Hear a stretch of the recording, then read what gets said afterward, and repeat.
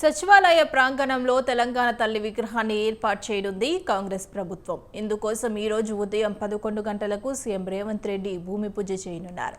కార్యక్రమంలో deputy CM Bhatti విక్రమార్కతో పాటు మంత్రులు, ఎంపీలు, ఎమ్మెల్యేలు పాల్గొంటారు. సీఎం ఖరారు చేసిన ప్రాంతంలోనే విగ్రహాన్ని ఏర్పాటు చేయబోతున్నారు. ఈ ఏడాది డిసెంబర్ 9న ఆవిష్కరిస్తారు.